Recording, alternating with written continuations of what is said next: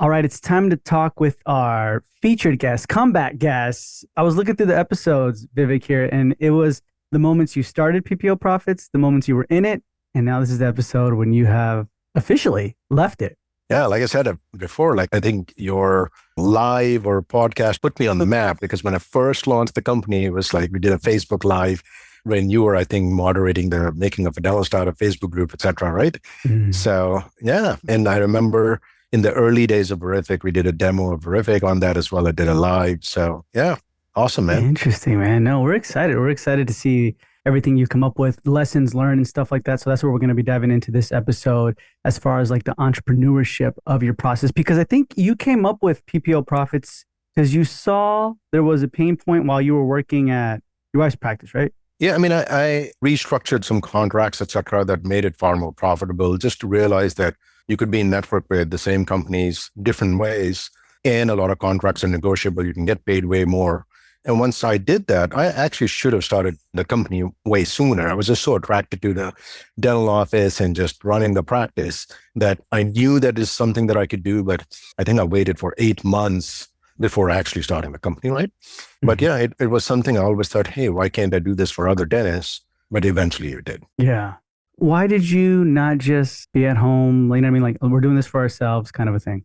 Like pretty much any business, right? You ultimately go into business to make money, right? Like, so Yeah. it's one of those things where, okay, I can do this and I wasn't going to just manage the practice forever, right? Like I wasn't going to be the career either. It was more like, okay, I learned quite a bit. I enjoyed it quite a bit. I immersed myself into dentistry. I loved it. That's the normal progression that, hey, we could theoretically do this for so many other dentists. And one thing led to another, realized there was a big need and a demand for this. Before I knew it, turned into a major operation, a company. But at one point in time, I just completely stepped away from the dental office and just focused on PPO profits. Out of that came Verific and focusing on that now. But at the end of the day, right, like business is simply you see a problem and you can solve it and get paid for it, right? So was that always the goal? Well, like you don't necessarily start something to sell. When we started, it was just a business, right? It was a company that I was running. Then it got to a point where we raised some money for Verific. And, when you have investors and I brought in a partner for Verific, DJ, when you have that, it's no longer, right? Like I also need to now focus on Verific and running two companies side by side is just a challenge. So at some point in time, I knew I had to make a decision about which direction that I'm going to go. And there's many different pathways, right? Like I could have gotten a CEO for PPO Profits. I could have merged the two companies, all those things that I was thinking about. But I Mhm. knew that I can't really, it's not fair to the investors of Verific and et cetera, where I've taken their money and I'm not fully dedicated to its success. If it wasn't in the picture, I would just continue to grow the company, right? Offer more and more services, which is what we were doing. We started billing, we had an in office membership plan, we would have added more and more services helping doctors go out of network and training, etc. But yeah, Verific is a big opportunity as well. It's a big need. So it just came to a point where I got to make a decision because I'm getting stretched super thin. And that was the time like, okay, let's sell PPO profits. Gotcha. Okay. So then why'd you go with the decision to sell instead of hire a CEO or the other options? Yeah, I could have. And that was a thought as well. It was also, there's few different things that you get to somewhat de-risk your life. The company was doing really well. It still is. And I had actually just discussed it with the broker. And I sent all my financials and everything. And the broker came back and said, you could get X for this company. And that X was a pretty high number, right? And at that time, I didn't believe it because I thought, yeah, the broker's job is for me to sign up with this person. It was, like don't need to work again in my life type of money. And so there was a certain amount of, okay, we can de-risk our lives or we don't have to worry and now focus on Verific to make a big swing and just not have the stress for a lot of things. And the running two different things, the dental office and two young kids, all those pieces together. And the broker came through, meaning like as soon as I said yes and hired the broker, surprisingly, there was a long line of potential buyers that they'd brought in. And very quickly, somebody put out what's called an LOI for the company. And it was the number that the broker had said that I could get. I just didn't connect with that buyer at all. It was more of a P type of a thing. And it was fine for me, but Probably not for all the employees that were in the company, because I wanted to make sure that the company is well taken care of, the people are well taken care of. I actually just reached out to somebody I knew at Banco. And a few days later, I got a call from the owner of Banco, and we started talking. And I felt far more comfortable with a company that's in dentistry, understands dentistry. It's not looking to flip the company, meaning they're not looking to buy it for X and 4 years down later, sell it for X plus Y. And the company had really good benefits, great opportunities for people. It would just make everyone in my company feel so much more solid and secure that we are now under the Banco wing. It's like one of the biggest companies in dentistry. So once we started having those discussions, I started feeling even better and better about the decision that there's going to be a new dedicated CEO. There's going to be all this support. There's going to be a lot more growth opportunities that'll get created for the people, etc. And people would be happy. And then to be perfectly fair, that's exactly what happened. They have a new CEO's doing a lot better. They've got all these like sales rep. It's creating more and more opportunities for the people, and the company's growing. All those things that I had thought would happen actually ended up happening.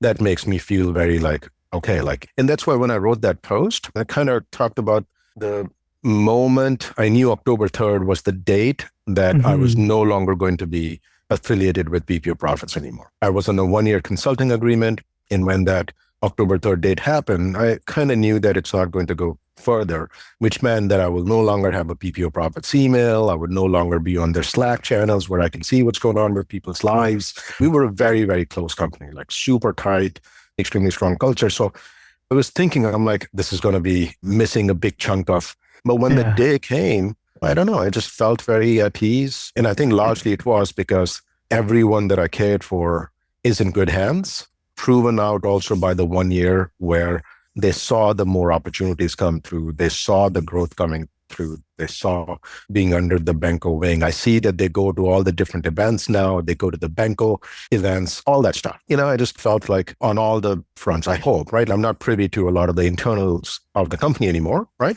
But from the surface, it looks like clients still enjoy the company. A lot of the clients continue to be on the support agreement. Their services keep growing. The people keep growing. There's more and more promotions, all that stuff. So, and just from being on the Slack channel, I could still feel the culture where people are happy and enjoying each other, etc. Yeah. So that's why I just felt at a very like calm ease. Interesting, man. I like that. Okay, so then the buyer just reached out to you, or the broker just reached out to you? The broker reached out to me for sure. And then at that time, just when you own a company, you just get a lot of emails here and there. Even today, I get plenty of emails for Verific. Hey, we are a company that acquires this, that. But I would typically just ignore those. When the time was coming, like, okay, I really need to do something, is when I entertained this email from this particular broker. Sometimes it's one of those exploratory calls, and the salesperson on the other line was pretty convincing. And like I said, initially, it's like, just send me the information. I will give you my viewpoint of what your company is worth. When I talked to him, when he sent me this thing, I was very skeptical, and I constantly kept on telling him, like, this doesn't make sense. Are you sure? Because you don't know this industry. And he's like, absolutely. I'm looking at it because our buyer pool is all over. And undoubtedly, in a very short amount of time, I had 2 offers matching that number. Now, I don't know if I could have gotten more, right? It's possible that the broker just said, hey, if you want to make a quick deal, put this number out there, and we already know that he's going to accept it. So maybe there were better offers out there, but who knows? Like I said, both the offers were, and one of the companies was actually a Chicago-based company. The founders lived not too far away from me. But weirdly, like I said, most of them are just so numbers driven, because what they're thinking is, okay, we're buying it for this, we're going to grow it further, and then we are also going to exit it out. And I just didn't find that to be fair to all the employees, to be like treated as a new owner who's going to make more money out of this thing, etc. And that's why I reached out to Banco. And fortunately, sometimes it's just the right time. Sometimes it's just the right energy. I connected on a personal level with Banco quite a bit. I just like the people. It is a private company. It is still a family-based company, right? It's the 3rd generation. Chuck and Rick are with the current owners. It was their father and his father. The grandfather started the company. The father took it over. The kids took it, right? So just a very good, warm and fuzzy feel around it. Gotcha. So that had a lot to do with it. So you mentioned before, we were reminded a little bit, that you knew at one point you were being stretched too thin. What does that look like to you? Oh man, I had a legitimate mental breakdown and I didn't know what that means. Like when you think about something saying, hey, I had a mental breakdown, the vision that you get is like the person was just crying, broke down and is crying and is frustrated, etc. That Mhm. wasn't me. The mental breakdown, and I don't know if it's the right psychological term for it or something, but I Mhm. remember it was March 1st, 2023. I could no longer sleep. There was the signal in my brain to Mhm. say, time to sleep no longer happened, no matter how tired I was. It was an actual scary episode and lasted for a month. I remember I was struggling to sleep because I was doing so much, PPO Profits, Verific, and all that stuff. And I'm struggling to like get a good sleep. And I remember this one day, I used to meet with our developers for Verific who are out in Poland at Mhm. 1 a.m. I thought to myself, I am going to go to the gym. I'm going to run myself to exhaustion. I'm going to take some sleeping aids like Flexwell, which is a muscle relaxer. There were two, three other things I took. That was like, I thought this is going to knock me out. I slept in a totally different room. I closed out all the curtains. I slept in the kids' room. I took out all the clothes for the kids, put it in a different room, and I just said to Luda, I canceled all my meetings in the morning. And I still had to stay up until 1 to let the Polish developers know that, hey, I'm going to like tune out. But my whole plan was I'm now going to wake up when I wake up. So there's no meeting for me to wake up at 8 in the morning. Everything was cleared. I'd communicated to everyone that I am going to be out. I remember sleeping at 1 a.m. and at 4 a.m. I woke up. And it was probably the first time I could tell something was different because it wasn't like once in a while you just wake up in the middle of the night and then you're like, oh, let me get some water, go to the bathroom and go back. Yeah. I could just immediately tell something is off. I will no longer be able to go to sleep. And I couldn't, I could close my eyes, but there's a TV running in my brain. That's how I used to describe it to people. I started going to I tried to cancel all my non important meetings. I was out at weird things as well, like sound immersion therapy and getting face massages, needles everywhere, everything to do to try to like have me de stress. And I just couldn't. Somebody would say, here's the sleep stack. I take magnesium sulfate, I take this and that. I would just try that. I would then wake up very often at like 3 a.m. trying to sleep at 1 a.m. and tell my wife, I'm like, I can't sleep. And it was like so scary.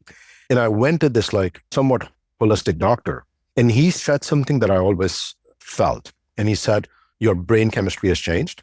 Your brain is no longer producing the signal called GABA pattern or something. I don't know the full stuff. And Mhm. he's like, we just need to do X, Y, and Z to like rewire your brain. It all made no sense to me at that time. Eventually, I ended up at this therapist who also had this session. The owner of the therapy clinic did not used to see patients herself. But I Mhm. remember I bumped into her, right? And she's like, oh, I'm the owner, etc. As I'm talking to her, I just broke down, tears rolling down my eyes. I just couldn't. And she put me in a room. She's like, okay, come over to this sound immersion therapy, do this, do that. And the one thing she had was this gratitude journal on there. I bought that. She just said, write down what you're grateful for. So that I got into a really good habit of every single day writing down things that I'm super grateful for, etc.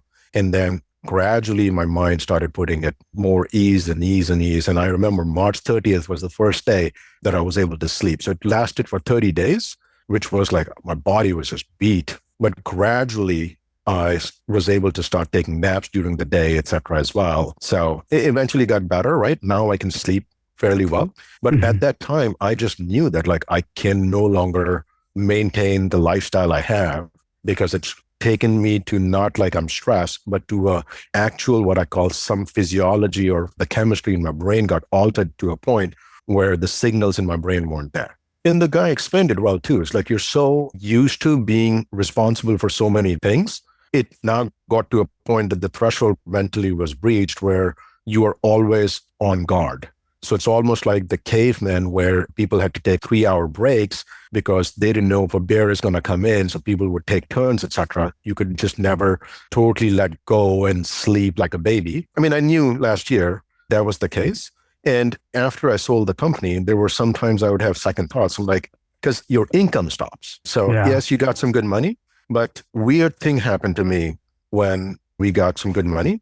I just became extremely frugal because now this is the money we have. When our income stopped, and PPO Profits was the big chunk of our income. Sometimes I would second guess. I'm like, why did I sell the company? I was making a lot of money, etc. I wasn't even thinking ever about money. Like we made enough money where thought about money was no longer a thought. But then I would remind myself of March 2023. I'm like, oh, yeah, no, I know why. And I'm glad I did because the physical, mental well being was so much more important. So every single time I get myself like, should have I sold it? I'm like, I should have because I could no longer handle it. Was it because you were just worried about everything? What was the things that you kept thinking about that were like running through your mind?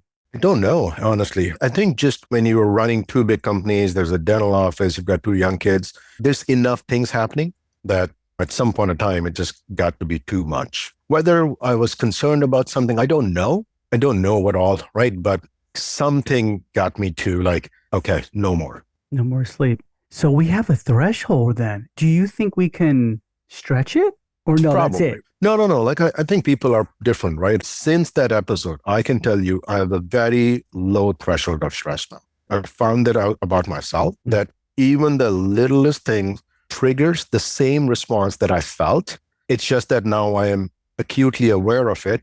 So I have to get in front of it and I have to constantly tell myself, got a great life. What are you worried about? What is this, right? Like to de-stress myself. But since that event, even the slightest amount of stress for me, I can almost physically feel, I don't know if this is going to be a video thing where people can see, but I'm pointing to my face and I can feel the level of stress getting to my thing and it just clenches the whole thing. And it gets to a point where I can no longer pull it back down. But there are people like Elon Musk who have, I think, a very high threshold for stress, incredibly high threshold for stress. I don't have that. I have to actively tell myself. I can tell you there's one thing that I do. This gratitude practice is almost built in to a point where I don't even have to consciously do it. There is every single day a moment in my life that happens without fail. Every single day, usually when I'm home, I have this conscious thought of, I am so grateful for everything. And it's not like this subconscious thing where people are like, you've got to feel grateful. Every single day, this thought happens in my brain, says, oh my God, what a fortunate life I have. And those are the things that I almost have to constantly remind myself that all the other things are so meaningless. And over time, I find myself getting better. I think 3 days ago, I was at the dental office and Luda, my wife, came like freaking out. Our house was flooded, this and that, our nanny just called that it's all water in the basement, etc. And my response was, okay, all right. And she was, I'm like, I just want you to know the way you came to me like this right now, only do that if people are in danger where like something happened to our kids or something really terrible happened. House got flooded, big deal. We'll pay some money and get the whole thing away. We'll spend some money. Maybe it'll be covered by insurance. Not something that I'm worried about. And it cost us a fair amount of money. They keep sending us bills on some of this stuff. They tell me we still have to do this and it'll be another $1,000, etc. But my brain is no longer like taking stress about those types of things because I do every single day legitimately not just remind myself, I feel how fortunate I am, where great things happen to me. And then the house got a small thing, right? Like deal with it. No. So while my threshold for stress, true stress has gone down, there's fewer things that stress me out. Do you still do the gratitude journal? No, I should always have that, but no, after, things got a little better, etc. I should honestly, like it's for anybody that goes through some challenging things, in my view, the best thing, right? Just writing down, because I used to do it at night and I would just write down all the really good things that happened that day, or just overall the things that I'm really, really grateful for. Yeah. And that is the contributing factor to what helped you go to sleep? Yeah. I tried a lot of things before. I don't know if there's a cumulative effect or things were already getting better. If you get an injury and you try lots of different things and you're like, I still have the problem. And then you go to like a physical therapist or a chiropractor, but you've been prior to that icing it and ibuprofen and the chiropractor does something. You don't know if it's just the chiropractor that did it or it's just time and things that you were doing, right? Like if you do nothing to an injury over time, it gets better because the body heals itself, right? So I don't know if it was like I'd done enough of other things that contributed to it and I'm just assigning the credit to the gratitude journal. But as I started writing things down, it did make me feel really, really good. There are other couple of things that happened as well, where the people that were really close to me, I was sharing with them like how I'm feeling. And sometimes people say something that just totally makes you feel at ease. And BJ, my partner, Vivek, I was talking to him like, man, I'm really sorry. I'm so out of it, etc. And he just sent me a WhatsApp message. And it's 3 words, said, all is well. I remember reading this and putting my mind at ease quite a bit. It's like all is well. So who knows, maybe just a lot of different factors. But I then continued the gratitude journal practice for quite a bit of time after that. And then eventually it just kind of came out of practice. Interesting. I feel like we're getting inside your mind, man. This is really interesting. So then when it came to the selling of PPO profits, what were the buyers attracted to? Like what qualities? Number one, the company legitimately was solving a big problem. So there's very high demand, great value service, right? Because the other thing is it's somewhat challenging. It's not like billing or practice management where there's so many. Fee negotiation is such a niche within a niche. And we had created a lot of scale. Probably the thing that they were most attracted to is the brand reputation of the company was just really high. They knew that they're buying a really good company because you could have 10 companies in the same space doing the same thing, but that doesn't mean that those companies are equal. PPO Profits was just up there, and we had diversified into billing. We had gone into an in-office membership plan, and we had proven out those models, right? Like we had quite a bit of clients from billing. We were starting to gain some momentum on the in-office membership plan software. So they knew that, yes, fee negotiation is the big thing, but then there's a whole billing aspect of it. There's an in-office membership plan software out of it that we've already proven out the business model for. And then the team was just so strong culturally, like as they were doing some due diligence, they would see some of the Slack messages back and forth, what the clients would send us. And they did some really, really heavy research. The whole thing lasted about 8 months. They called a lot of our clients as part of market research. Literally, they sent them a spreadsheet of all clients. They randomly called 50 clients, somewhere around that. And these are all good parts of due diligence, which needs to happen. Nothing that I'm saying is like, this is normal part of the process when you are undertaking a big operation to make sure that nobody's trying to like deceive you by showing a glittery surface, but under the surface, it's really bad. So I will give them props of being very particular and methodical about their due diligence. Because I was even nervous. I'm like, wait, you're calling clients? What are they going to think? They were like, hey, we're calling because we're potentially going to buy or no? Okay. No. Yeah. I mean, it's more like market research type of a thing, right? But they're got a good idea of how the company is. And they presented a report and score, and basically it was like every client was like mostly 10 out of 10. The lowest we got from someone was a 7 out of 10, but the report was just like, very, very strong company. Yeah. Interesting. Yeah, I always thought PPO Profits and Verific, and maybe we can learn something from this, Vivek, because I feel like the company was simple but not easy, right? It was trustworthy, humble. And it made me think of you because that's how you are, right? Like trustworthy, humble, simple guy, right? But you get down to the nuts and bolts of things. Does that translate to, so if we look at another company, let's just say we look at another company, I don't know, let's call it like Blue, right? Sure. And we're like, their customers are always complaining, people are dropping the ball and everything. Would you say, hey, that's a reflection of the owner? I think so. Yeah. I mean, at the end of the day, it all boils down to the leadership because you have the ability to control things, right? There are going to be certain amounts of things that when the company gets to a big size, you might not be able to. For example, you could have a big fraud in the company, and it's possible that the CEO or somebody in the leadership doesn't know about it just because there's so many things happen. It's tough to keep track of every single thing. But for a smallish company, it does come down to the owner and the leadership as well, because my style was obviously nuts and bolts, right? Like I was super sleeves rolled up. If you talk to me today about insurance verification, et cetera, you'll see that I know it at a very, very fine level. I've got a suit right now just because I do some demos and all that stuff. But more importantly, most of my days are very deep into the weeds at Verific. And from a cultural standpoint, I don't know if everyone does this, but for me, it was very big. I had made a decision early on that I want to try to lead as much of a stress-free life as possible. The way to lead the stress-free life is a few things. Number one, you've got to have your type of people in the mix because what stresses you out a lot is the people. And so there were many, many occasions I passed on people that were very, very talented when they were applying for a position at PPO Profits just because I didn't think that they were the right cultural fit. And I was very big on that. I just didn't get a warm and fuzzy feeling, right? And a couple of times the employees in my company were telling me, she's great. She's awesome. Like I talked to her, she knows her stuff. They're like, I'm going to pass. And there's this whole like graph about high trust versus high performance, right? I always favored high trust. I wanted good, simple, humble people. during many trainings and discussions, etc., right? I would always tell people, I'm like, my job is not to back you. I don't want you to think that if a client is upset, that my first reaction is, don't worry, I'm going to shield you. I will shield you if you're in the right.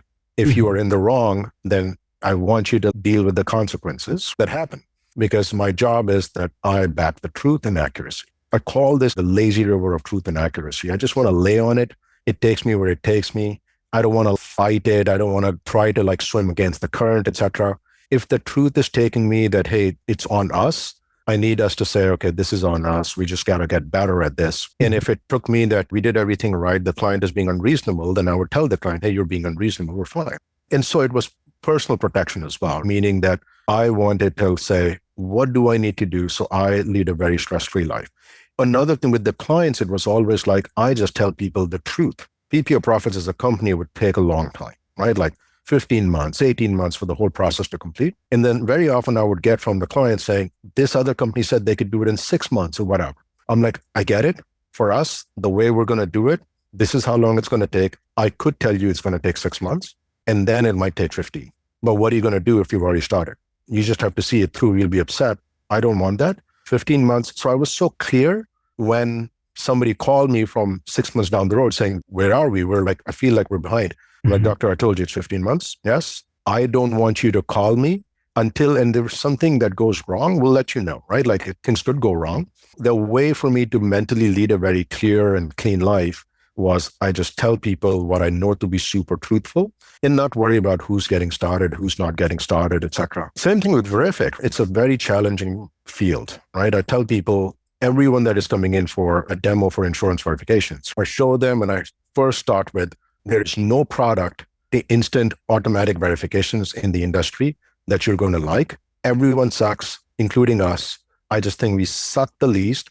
And it's not because we don't know how to build products. It's because we're all limited by the same constraints that insurance is put on. They all give us the same data. When I'm doing the demos, they can sense that I know this stuff really well because I'll give them very particular caveats about MetLife. And with MetLife, this might have happened to you. And they're like, yes. I'm like, this Mhm. is the reason why this happens. But once they're starting, at least they have a good idea that, okay, the expectations are clear. And if they ask me a question that I don't know the answer well enough, I wouldn't answer it. And people will very often be like, what percentage is it captured by the automated version? And what percentage do you have to manually augment? I'm like, doctor, I don't know the answer to that. It's very office dependent for you, etc. Mhm. And do I lose people not signing up with Very Smart because I'm not trying to like get them to sign up? For sure. But I sleep easy knowing that clients that start with us start with a good understanding. That's why our reputation also is high, right? Because people know that even though weaknesses, they're at least aware of it.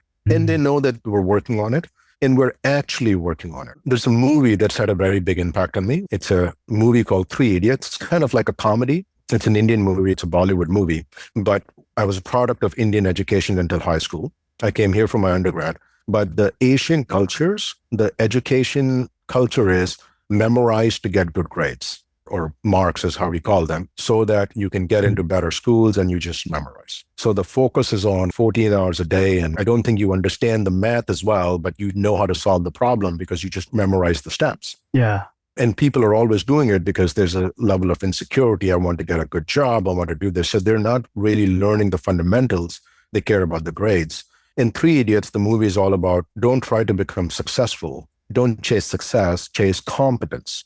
And when you're super competent, success will follow you. And so in both of my companies and everything, I'm always just more focused on, can we become the best? I'm not going out on all these booths and events and speaking here and speaking there, etc. Right? Like I'm active socially, but very much in the background of getting the work done. It's all because like I don't want to chase success on the surface right now. I just want to chase competence, because if we build the best product or the best service, if we are lucky enough, success will come. And so 90% of my focus, and with that, the company's focus is always about building the better product. If there are weaknesses, acknowledging it.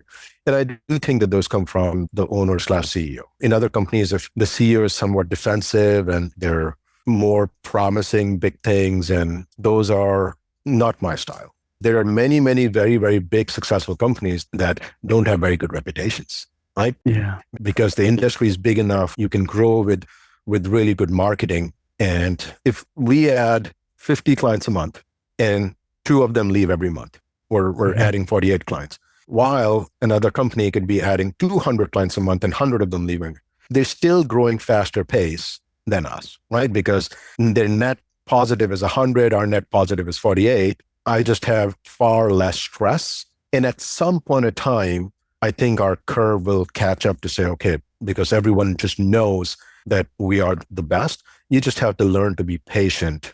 I used to do a lot of stock investing, right? Like Hmm. sometimes this is the right company because it's solid, it's fundamentally very, very good, it's a great company, but it's got a long, like this thing is going to pay off in 5 years or so.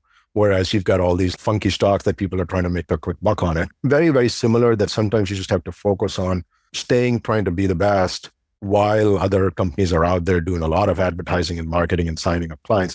I just genuinely have a fundamental belief that the best will win. I like that, man. So competence over success. So it's basically about truth and accuracy, doing great things. For sure. I mean, it's just a focus on becoming really good with either of the businesses or any of the businesses.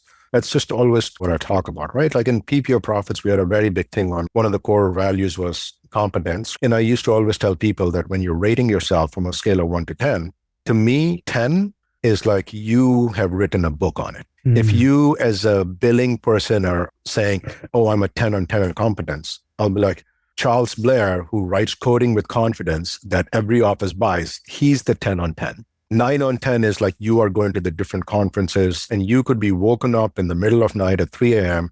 and put on a panel with other office managers, et cetera. And there's a whole bunch of people asking you questions and you just know it, right? And that's the level that we need to get to. And so all the goals and everything that we would establish, can we get to what I called academic knowledge, right? Like you've got not just like surface level knowledge about like you can talk the language, but you can academically teach this thing. With social media, right? Like it's a very big equalizer. As I'm doing demos, even for Verific, where have I heard about you? How did you hear about us? It's like, oh, on the dental office managers groups, you've got rave reviews, etc. And Mhm. so when you focus on being really good with social media, people will know about it. Yeah. People know about it a lot, and especially I feel like you grew a lot on social media, especially PPO Profits. I remember you're always putting out fires on there and answering other people's questions. And I remember thinking one time, I was like, does Vivek sleep? And it's helpful. You answer questions that people 10 years from now are still, if they're in the group, they're looking it up, they're searching in the search bar, and then they're like, boom, I got it. Does that ever become tiring? No, not really. These are things you enjoy. And Jeff Bezos says it really well. And it's probably the one guy that I follow a lot in business. I just think that he's a very, very strong leader. And one of the things he would talk about is hard work doesn't stress you out or tire you, etc. I forgot his exact phrase that he used, but something like something you could have control, but you didn't. That's what stresses people out. And I kind of feel it too. Mm. Like if you're working really hard, and I would say that to Luda, my wife, she loves doing like cosmetic work and veneers, etc. I'm like, just imagine that you've got a 10-hour day and you're doing all this work and the patients just love it. They're like, oh my God, doctor, this is gorgeous, giving you a big hug. 10 hours will go by. You will come back home energized. You'll be like, oh my God, what an amazing day. It's not the Mhm. 10 hours of work that stressed you out. It's the patients are complaining. Those are the types of things that'll stress people out. I just enjoy being on Facebook and answering questions, engaging people and throwing out whatever. A lot of people are like, oh, I stay out of social media. And I think sometimes people just tend to say that or do that to try to look cool, right? Oh, yeah, I'm out of social media, whatnot, right? Yeah. Well, I love it. I love Facebook. I love, interacting with people, etc. So Mhm. never got tiring for me. Okay, nice, man. So then what were the biggest challenges you faced during the transition after the acquisition of PPO Profits? I think things were well planned. The first week was difficult because it was a shock to the company. And Mm. so there was a lot of just nervousness and tears. And during that week, I remember thinking many times, oh no, did I do the wrong thing here? And I also happened to be in Poland at that time in this like dingy Airbnb by myself and trying to put out some fires and helping some of the employees understand. Those 4 or 5 days, I thought, oh no, what did I do? Are people going to start leaving all of a sudden? And will Benko feel like, oh my God, we bought the company and everyone's leaving? 1 week passed and all things stabilized and everybody had realized that it's a good move. They were happy. Did you tell them anything like in order for them to have, I guess, less negative thinking, but more positive thinking in that situation? First of all, they learned about it on the day their company closed, right? Like I can't tell people what's going to happen before it happens, but I did, right? Like I tried to let people know the rationale behind it and why.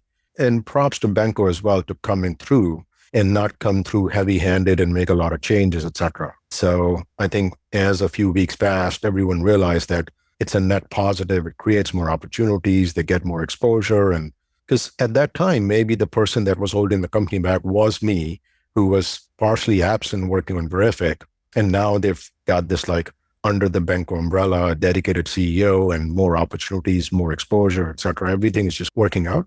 But yeah, after the few days were done, no, I just felt a big weight lifted off my shoulders. I felt very mentally free, which is what I feel today as well. I'm probably the most mentally free I've ever been. That's good, man. That's good. Can you detail your responsibilities and goals during your year as a consultant after the acquisition? Like, what specifically were you? Just business development. If you think about it, once there's a new CEO, they Mhm. have a new direction, they have a new vision, they have a new strategy, or whatever it is. It might still be the old, but the employees also can't feel like that there's two CEOs. Who do you go to? So immediately I was out of operations, just purely in sales and business development, because I believe in the company. I know the people that are there. So I could very confidently always say it's the right company, which is what I say today as well. Now I have Mhm. zero affiliation with the company, but somebody says to me, who do you go to? I'll say PPO Profits.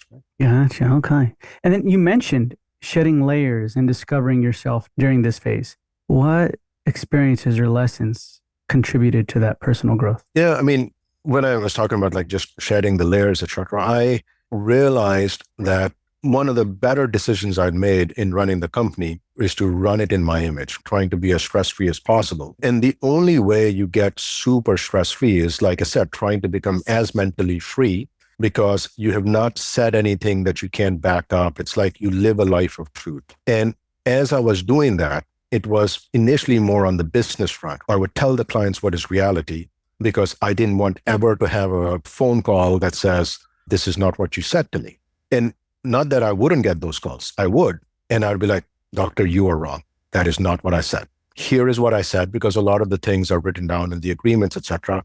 Because sometimes it's the office manager that's calling me later on, not the doctor and all that stuff. So I Mhm. was very strong, knowing that there's just no way I would have said that because I know myself. So in that same approach, I just realized that it was working in the business front. And gradually, it also became more and more of my personality in my personal life as well. An example of this is really where you just tell people the truth and let the other person deal with the response. There's this business person I really like, Alex Hermosi, and he kind of Mhm. said it very similar to what I always say. I'm like, your job is to just say what you believe and let the person react to it. If you are nervous about saying something to someone, say that. Say, I'm really nervous about saying this to you because of this. I'm concerned you're going to take it the wrong way, etc. But Alex Ramosi says it really well, and which is what I think similar, where he said that if somebody invites me to a party that I don't want to go to, I would say, no, I'm not coming. And if the person asks me, hey, why aren't you coming? I'll just say, I don't want to come to your party. I'm not going to make an excuse. I'm out of town or I've got some other commitments. No, I actually don't want to come to your party. And I will put the onus of the reaction on that person, right? Like however they want to take it. And I've definitely become like that in my personal life as well, a lot, Mhm. where I've become very like, this is the reason. And even with some of the friends, if they like it or not like it, if they want to address things, up to them. But I feel free. Like I didn't try to manipulate the situation in my favor. I didn't try to say one thing because I want to not hurt this person's feelings. And now things don't add up. I was just saying and doing what I believe to be true and fair. And the other thing is from an ethical standpoint, it's my wife is very much like this, where she's got a very strong ethical standard, right? And an ethical line. And no amount of money or arm twisting she's going to alter over here. I think mine probably went even one layer above, where there were occasions where I would be able to demonstrate to her logically that what she thinks is the ethical thing is indeed the unethical thing. She's trying to do the right thing, but it's not the right thing because, and then I would break it down to say, I know you're trying to do right by this person, but this is not the right thing. because there's a long-term effect of that, etc. So your Hmm. ethical mechanism, and that's why I came up with these like standards called fairness and consistency. You just have to be fair and consistent as a core tenet across everyone. And that to me is like the most ethical way to live your life. So all of these little things where the flooding that just Hmm. happened 3 days, three Yeah. days ago, I called my insurance company and it might be a pretty big expense. And they said it depends on the reason of why there was flooding. I deep down know the reason that I think I just clogged the toilet and the thing was overflowing. And I think past me from 5, 6 years ago would have probably tried to game the situation to make it like this is accidental. Because the person said if it was negligent, we don't cover it. If it was because of this accident, etc., we'll cover it. Yeah. And in this case, right away, I'm like, okay, I'm not going to make a claim. I could game the situation and have them pay for it, etc., but it wouldn't feel right to me because I know deep down it's not true. And weirdly enough, the more of these right things I do, more of the nicer things happen to me just disconnected. My brain is now very hyper aware of these things. So I sometimes am like, oh, you know what? I had done this. Maybe that's the reason I just got this big benefit here. Another simple example is that I was about to get $12,000 for something that I didn't think I properly earned. This person said, send me your thing, address, I'll send you a check. And I gave the address. The same night, I was like, it's not feeling right. So I sent him a text. I'm like, hold the check right now, don't worry about it. And somewhat connected to that, there was literally $170,000 that I might not have gotten for something. And then 3, 4 days later, I found out I'm getting that money. Big Now, difference. Yeah. right? But Yeah. maybe it's totally disconnected. But I could have gotten an easy $12,000 where someone is paying me this money, didn't feel right. There won't have been even an ethical thing there, right? Like meaning someone did something wrong and they wanted to just reimburse me for something, but I felt that they earned it as well. They worked really hard. So I didn't feel right taking that because in my heart, I didn't feel right taking it. Now, who knows, right? If these are connected or I'm just making these connections, but it feels to me that every time I do the right thing, something happens somewhere that is way better for me. And so I also stay away from any of these temptations. And so my ethical thing is just like very straight and narrow path, not deviating from it. And then where it goes, right? Like, I mean, on my Yeah. deathbed, I don't have to be the richest man in the world, but if I feel like I led a very, very strong life with high integrity, which I didn't for a big chunk of my life. I wasn't born like this. I didn't spend my life like this. But when I started my business and I made this thing of trying to be very stress-free and so just telling people the truth, I almost picked it up from that everyone respects me more. When I tell my employees it's this, they respect me more. They see me making all the ethical decisions. And all of those things, employees want to stay with me more. I know they like me a lot as a human being. They trust me, they respect me. Those are all the things that happen, which is what I said, okay, I'm going to like apply all of that stuff in my personal life as well across all my relationships, which is the layers that I said that I just started shedding all the layers. I felt like this is Vivek Kinra, you know? Yeah. Interesting. Do you think, or do you say it? For example, we go back to like that party analogy, right? Where it's like, hey, I don't want to go to your party. Oh, why? Because I just don't want, right? Do you have a set of tone with it, empathy or anything like that, especially if it's someone close, or Yeah. you just kind of like, nah, you suck. I don't want to go to your party. Whatever the truth is, right? Like in this case, Mhm. right? If somebody sucks, then I'm going to just be like, look, man, we're just not really good friends, maybe, right? Or whatever. Mhm. But whatever the truth is, in this particular case, this is a real somewhat situation that had happened was this is a person that never comes to us. They live quite far away and never comes to us in the city. Once there was a whole WhatsApp chat and I just typed in, I'm like, I am going to RSVP no to all the future events. Just sharing this right now with you. I meant it, like meaning the reason is simply because you never come because it's far.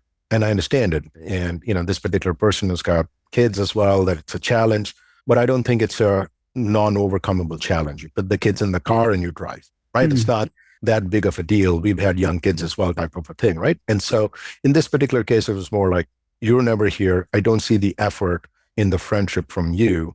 Yeah, we come over and we hang out, etc. All that thing is good, but that's because it's easy. Harder thing is to put your kids in the car and the things you don't want to do and come over that demonstrates to me that you value this relationship and friendship. If that's not there, then that's not. But that was the truth in this case. Okay, okay. I like that, man. Interesting. So then One of the last questions I want to ask you, Vivek, is throughout this process, what are the most valuable lessons you learned from your time at PPO Profits that you believe practice owners or entrepreneurs could benefit from? There's so many, man. It's difficult. I know we're at the end, so it's difficult to pinpoint one, but try, and this is also for practice owners, try to lead the most stress-free life. And in order to do that, you will be forced to be very, very upfront and accurate in everything because you don't want anything to be misconstrued. And I can use a very good analogy for practice owners is when you're presenting treatment. What ends up happening is patients are often upset because something did get covered and they have a bill that came out that they didn't expect, right? It's the number one common thing. And my question always becomes, why? Oh, you know what? Insurance didn't cover it. Okay. And so the question is, was the patient clear that the insurance may not cover it? And if I say something like that, they may not accept treatment. And so somewhat, even when you're presenting treatment, people use the word estimate and your insurance estimate just to CYA a bit, right? Like, okay, I'm covered. I said this person is, or my note said this is an estimate only, but the patient isn't quite understanding it until you like amp up the way you say it. And so there are occasions that I've done some recent treatment planning for patients.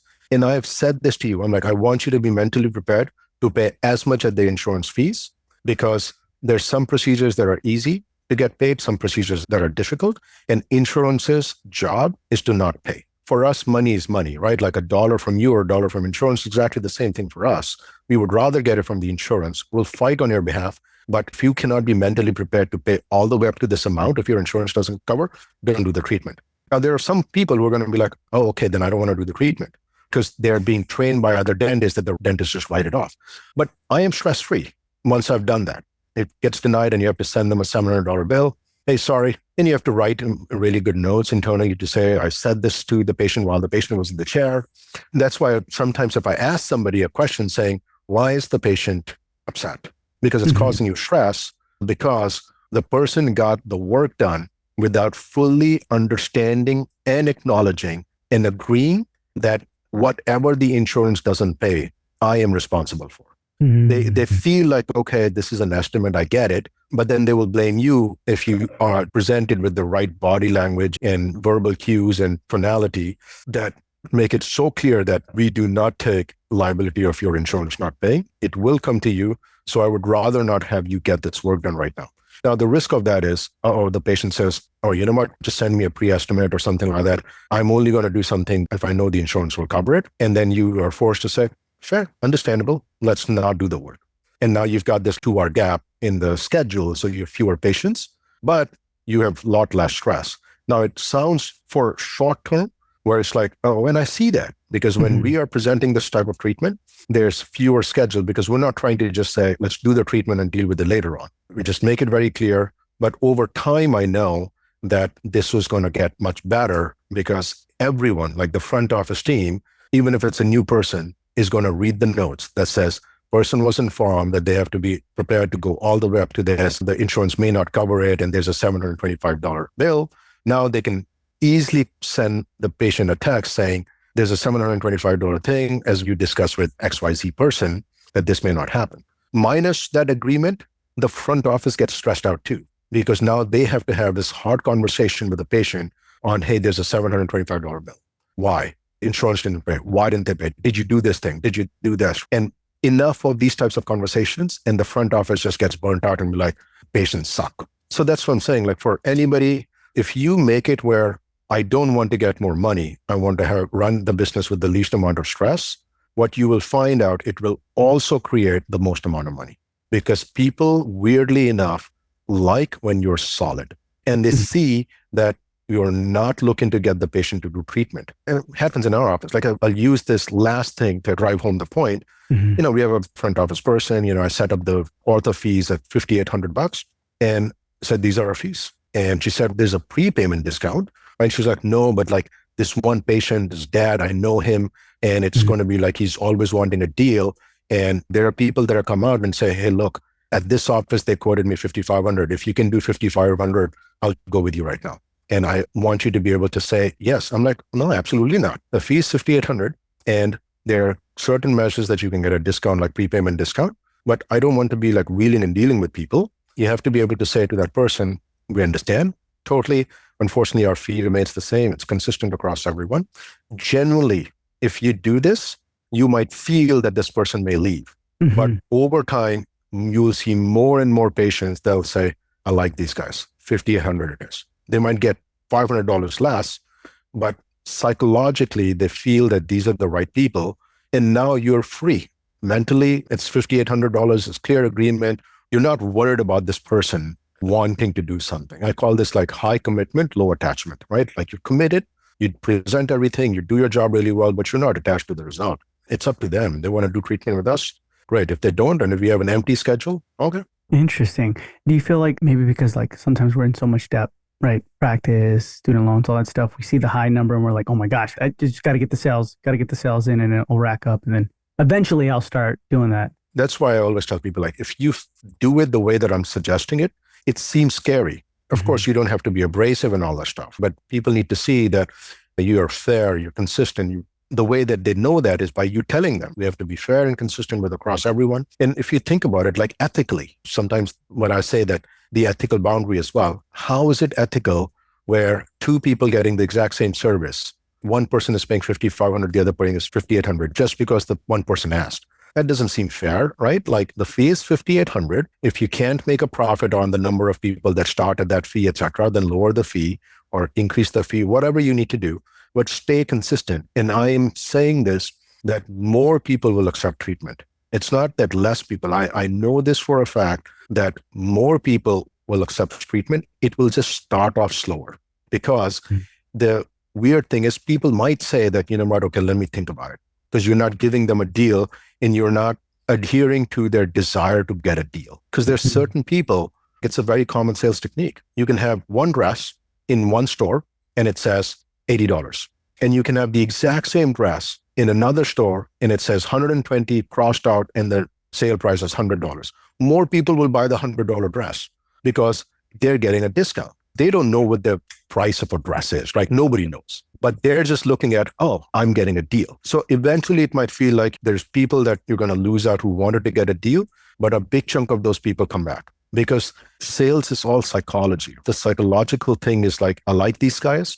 They just don't like it that, oh man, these guys are not budging, but they will still go with you. And people will challenge me on this all the time, but I say this to people over and over again. You have no idea how many times I've seen this. It's not that people at PPO Profits didn't ask me for discounts. It's not that people at Verific didn't ask me for discounts. All the time. And some people would say, oh, you know what, this company is so much cheaper. I understand this is our price. And I know that at some point in time, they'll come back and sign up with us. Might happen in 2 weeks because there's two elements of their psychology fighting at that time. One is, I love getting a deal.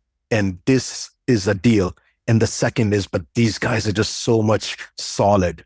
And their heart is saying, I gotta go with PPO Profits or Verific or our dental office or whatever. Like, and their brain is trying to say, but I'm getting a deal. Eventually the heart wins. They will come over and get the treatment done. And you will feel really good. So you can have the slow start there, but there's many like little side effects to it. Your team starts feeling better. Your job is to present. Don't make the decision for people. Let them make it. The reputation, the training of the patients that these guys are really like not a wheeling and dealing type of an office. They're a dental office. They're clinicians. All those things, in my view, just get better. Nice, man. Love the lessons, Vivek. Thank you so much for being with us. It's been a pleasure. But before we say goodbye, where can our listeners find you? I would absolutely love it if you go to verific.biz. It's the word terrific, but with the letter V for insurance verifications. If you're a practice owner and you've got insurance verification issues that everyone else has it, there's a little watch demo button. I'll do a demo for you guys. I'd love to show you that. That's one way to like get a hold. Otherwise, if you just want to reach out to me personally, I'm always on Facebook, Vivek Kinra. Just shoot me a Facebook message. I'm pretty active. I'm pretty quick to respond, etc. Again, like I know PPO Profits was the big chunk, like you and I discussed that. But at the same time, I would love for all the listeners over here to at least take a look at Verific. That's trying to solve a very big problem there as well. Nice. Awesome. So that's going to be in the show notes below. So definitely check it out. And Vivek, thank you so much for being with us. It's been a pleasure, and we'll hear from you soon. Thank you, sir.